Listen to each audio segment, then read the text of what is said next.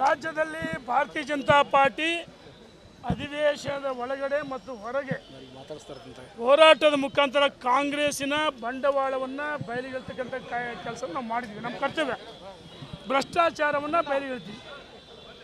ಬೆಂಗಳೂರಿಂದ ಮೈಸೂರಿಗೆ ಪಾದಯಾತ್ರೆ ಮಾಡಿದ ಉದ್ದೇಶ ಏನು ನಿಮ್ಮನ್ನು ವೈಭವೀಕರಿಸ್ಬೇಕಾಯ್ತಾ?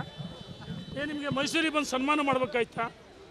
ನೀವು ಮಾಡಿದಂಥ ಭ್ರಷ್ಟಾಚಾರ ಕರ್ಮಕಾಂಡಗಳು, ಮಹರ್ಷಿ ವಾಲ್ಮೀಕಿ ನಿಗಮದಲ್ಲಿ ಬ್ರಹ್ಮಾಂಡ ಭ್ರಷ್ಟಾಚಾರ 187 ಕೋಟಿ ಮತ್ತು ಪರಿಶಿಷ್ಟ ಸಮುದಾಯಕ್ಕೆ ಸಂಬಂಧಪಟ್ಟಂಥ ಯಾದಗಿರಿ PSI ಸಾವು, ಮೂಡಾದಲ್ಲಿ ಸನ್ಮಾನ್ಯ ಸಿದ್ದರಾಮಯ್ಯನವರ ಧರ್ಮಪತ್ನಿಯವರಿಗೆ 14 ನಿವೇಶನಗಳು ಕೊಟ್ಟು ಅಷ್ಟೇ ಅಲ್ಲ, ಅವರ ಆಪ್ತ ಮರಿಗೌಡ ಒಳಗೊಂಡಂತೆ ಸುಮಾರು 4,000 ಕೋಟಿ ಭ್ರಷ್ಟಾಚಾರ ಆಗಿದೆ. ಇದರ ವಿರುದ್ಧವಾಗಿ ಹೋರಾಟ ಮಾಡಿದ್ವಿ ನಾವು. ಅರೆ, ಆಡಳಿತ ಪಕ್ಷಕ್ಕೆ ಪ್ರತಿಪಕ್ಷ ಒಂದು ನಾಣ್ಯದ ಎರಡು ಮುಖಗಳು. ಪ್ರಜಾತಂತ್ರ ವ್ಯವಸ್ಥೆಯಲ್ಲಿ ಆಡಳಿತ ಪಕ್ಷ ಪ್ರತಿಪಕ್ಷ. ನಾವು ನಮ್ಮ ಕರ್ತವ್ಯವನ್ನು ಮಾಡ್ತಿದ್ದೀವಿ. ನಾವು ನಮ್ಮ ಕರ್ತವ್ಯವನ್ನು ಮಾಡಿದರೆ ಕಾಂಗ್ರೆಸ್ ಹೇಳ್ತಾರೆ ಸಿದ್ದರಾಮಯ್ಯನವರು ಒಬ್ಬ ಹಿಂದುಳಿದ ವರ್ಗದ ನಾಯಕರನ್ನ ಅಧಿಕಾರಕ್ಕೆ ಬಂದು ಸಹಿಸೋಕ್ಕಾಗ್ತಲ್ಲ ಅಂತ ಹೇಳ್ತಾರೆ. ನಾವು ಹೇಳ್ತಾ ಇದ್ದೀವಿ, ಭಾರತೀಯ ಜನತಾ ಪಾರ್ಟಿ ಸರ್ವರಿಗೂ ಸಮಬಾಳು ಸಮಪಾಲು ಕೊಡೋದು, ಸಾಮಾಜಿಕ ನ್ಯಾಯ ಕೊಡೋದು ಭಾರತೀಯ ಜನತಾ ಪಾರ್ಟಿ. ಅದೇ ಹಿಂದುಳಿದಕ್ಕೆ ಸೇರಿದಂಥ ಒಬ್ಬ ವಿಜಯಶಂಕರ್ಗೆ ರಾಜ್ಯಪಾಲರು ಮಾಡಿದ್ವಿ. ದೇಶದ ಪ್ರಧಾನಮಂತ್ರಿ ಯಾರು? ಹಿಂದುಳಿದ ವರ್ಗದ ನಾಯಕರು. ಭಾರತೀಯ ಜನತಾ ಪಾರ್ಟಿ ಎಲ್ಲ ವರ್ಗದವರು ಹಿತವನ್ನು ಕಾಯ್ತಕ್ಕಂಥ ಪಕ್ಷ. ಯಾವುದೇ ಸಮುದಾಯದವರ ವಿರುದ್ಧ ಹೋರಾಟ ಅಲ್ಲ, ಬ್ರಹ್ಮಾಂಡ ಭ್ರಷ್ಟಾಚಾರ ವಿರುದ್ಧ ಹೋರಾಟವನ್ನು ಮಾಡಿದ್ವಿ ನಾವು. ಈ ಹೋರಾಟ ಇಲ್ಲಿ ನಿಲ್ಲಲ್ಲ.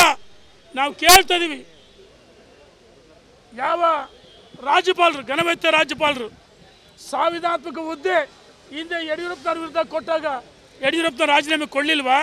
ಅವತ್ತೇನು ಹೇಳಿದ್ರೆ ಸಿದ್ದರಾಮಯ್ಯನವರೇ ನಿಮ್ಮ ಪಕ್ಷ. ಆದರೆ ಇವತ್ತೇನು ಹೇಳ್ತೀರಿ? ರಾಜ್ಯಪಾಲವನ್ನು ನುಗ್ತೀವಿ. ಯಾವ ಅಯೋಗ್ಯ ಡಿಸೋಜ್ ಹೇಳ್ತಾನೆ ಅಥವಾ ಕಾಂಗ್ರೆಸ್ಸಿನ ಸಚಿವರು ಹೇಳ್ತವೆ, ನಿಮಗೆ ತಾಕತ್ತಿದ್ರೆ ನೀವು ನಿಮ್ಮ ಅಪ್ಪನ ಮಕ್ಕಳು ಆಗಿದ್ರೆ ನೀವು ನಿಮ್ಮ ಅಪ್ಪನ ಮಕ್ಕಳು ರಾಜಭವನ ನುಗ್ಗ್ರಿ, ನೋಡ್ಕೊಂತೀವಿ ನಾವು ತಾಕತ್ತಿದ್ರೆ ಅಂತ ಹೇಳ್ತೀವಿ. ನಾವು ಹೇಳ್ತಾ ಇದೀವಿ, ಒಬ್ಬ ವ್ಯಕ್ತಿ ವಿರುದ್ಧ ಹೋರಾಟ ಅಲ್ಲ, ರಾಜೀನಾಮೆ ಕೊಡ್ಸೋಕ್ಕಲ್ಲ ಸಂವಿಧಾನದ ಹುದ್ದೆ. ಅವ್ರು ಏನು ಹೇಳಿದ್ದಾರೆ?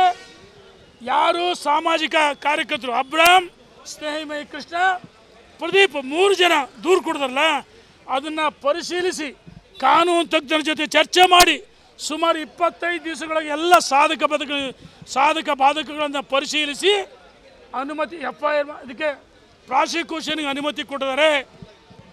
ಅನುಮತಿ ಕೊಟ್ಟ ಮೇಲೆ ನೀವು ಕಾನೂನಾತ್ಮಕ ಹೋರಾಟ ಮಾಡಿರಿ, ದಾರಿಲಿ ಬೀದಿಲಲ್ಲ. ರಾಜಭವನ ನುಗ್ತೀವಿ. ಏನು ಬಾಂಗ್ಲಾದೇಶದ ಹೋಲಿಸ್ತೀಯ ಡಿಸೋಜ? ನಾವು ಕೇಳ್ತೀವಿ, ಕಾಂಗ್ರೆಸ್ ಸಚಿವರು ರಾಜ್ಯಪಾಲರಿಗೆ ಅಪಮಾನ ಮಾಡಿದರೆ ಕೇವಲ ಬೇಷರ ಕ್ಷಮೆ ಅಲ್ಲ, ನಾವು ರಾಜಭವನಕ್ಕೆ ಗೌರವಿಸ್ತೀವಿ. ಅಂದಿನ ಹಂಸರಾಜ್ ನಾವು ರಾಜೀನಾಮೆ ಕೊಡಲಿಲ್ವಾ? ಇವತ್ತು ನೀವು ಕಾನೂನನ್ನ ಗೌರವಿಸ್ರಿ, ಕಾನೂನಾತ್ಮಕ ಹೋರಾಟ ಮಾಡಿರಿ. ಹೋರಾಟ ಮಾಡಿ ಹೈಕೋರ್ಟ್ನಲ್ಲಿದೆ, ಅಲ್ಲಿ ಏನು ಬರುತ್ತೆ ಕಾದು ನೋಡೋಣ ತೀರ್ಪು. ಅಲ್ಲಿವರೆಗೆ ಯಾಕ್ರಿ ದಾರಿಲಿ ಬೀದಿಲಿ ಬೆಂಕಿ ಹಚ್ಚಿರಿ, ಸುಡ್ತಕ್ಕಂಥ ಕೆಲಸವನ್ನು ಮಾಡ್ತೀರಿ, ಚಪ್ಪಲಿಲಿ ಹೊಡ್ತೀರಿ. ನೀವು ಸಂವಿಧಾನಕರ ಚಪ್ಪಲಿಲಿ ಹೊಡೆದಂಗೆ ಅಂಬೇಡ್ಕರ್ ಸೋಲಿಸಿದ್ದು ಇದೇ ರೀತಿ. ನೀವು ಸಂವಿಧಾನವನ್ನು ಅಂಬೇಡ್ಕರನ್ನು ಯಾವಾಗ ಸೋಲಿಸಿದ್ರಿ ಆವತ್ತೇ ಕಾಂಗ್ರೆಸ್ ಸಂವಿಧಾನಕ್ಕೆ ಅಪಮಾನ ಮಾಡಿದ್ದು. ರಾಜ್ಯಪಾಲರ ಹುದ್ದೆಗೆ ಆ ರಾಜಭವನಕ್ಕೆ ಅಗೌರವ ತೋರಿಸಿದ್ರಿ. ನಿಮಗೆ ಅಧಿಕಾರದಲ್ಲಿ ಮುಂದುವರಿಕೆ ನೈತಿಕಕ್ಕೆಲ್ಲ. ಯಾಕಂದರೆ ಮೊನ್ನೆ ನೋಡಿ ದಾಖಲೆ ಬಿಡುಗಡೆ ಆಯಿತು ಮಾಧ್ಯಮದಲ್ಲಿ, ಸನ್ಮಾನ್ಯ ಸಿದ್ದರಾಮಯ್ಯ ಧರ್ಮಪತಿ ಇಂಥ ಸ್ಥಳದಲ್ಲೇ ನಿವೇಶನ ಕೇಳಿದ್ರು. ಅದನ್ನು ಬೈರೀತಿ ಸುರೇಶ್ ನಗರಾಭಿವೃದ್ಧಿ ಸಚಿವ ರಾತ್ರೋರಾತ್ರಿ ಮೈಸೂರಿಗೆ ಬಂದು ವಿಶೇಷ ವಿಮಾನದಲ್ಲಿ ಬಂದು ಅಧಿಕಾರಿಗಳ ಜೊತೆ ಚರ್ಚೆ ಮಾಡಿ ಇಡೀ ಕಡತವನ್ನು ಎಲ್ಲಿ ವಿಶೇಷ ವಿಮಾನದಲ್ಲಿ ಬೆಂಗಳೂರಿಗೆ ವಾಪಸ್ ತಂದ್ರಲ್ಲ, ಇದಕ್ಕೆ ಬೈರೀತಿ ಸುರೇಶ್ ಉತ್ತರ ಕೊಡಬೇಕಲ್ಲ. ಬಿಳಿ ಬಣ್ಣ ಅದೇ ಬಿಳಿ ಕನ್ನಡದಲ್ಲಿ ಬಿಳಿ ಹಚ್ಚಿಲ್ಲ ನೀವು. ಏನು ಹೇಳ್ತಾ ಕಾನೂನು? ನೀವು ಕಾನೂನಾತ್ಮಕ ಹೋರಾಟ ಮಾಡುವವರೆಗೂ, ಯಾಕಂದರೆ ಸ್ವಜನ ಪಕ್ಷ ಮಾಡ್ತಾರೆ, ಇನ್ಫ್ಲುಯೆನ್ಸ್ ಆಗುತ್ತೆ, ದಾಖಲೆಗಳನ್ನು ತಿದ್ದುಪಡಿ ಮಾಡ್ತೀರಿ. ಅದಕ್ಕೋಸ್ಕರ ನೈತಿಕ ಹೊಣೆ ರಾಜೀನಾಮೆ ಕೊಡಿ. ನೀವು ಕಾನೂನಲ್ಲಿ ಪರಿಶುದ್ಧರಾದ ಮೇಲೆ ಮುಖ್ಯಮಂತ್ರಿ ನೀವೇ ಆಗ್ರಪ್ಪ, ಯಾರು ಬೇಡ ಅಂತಾರೆ?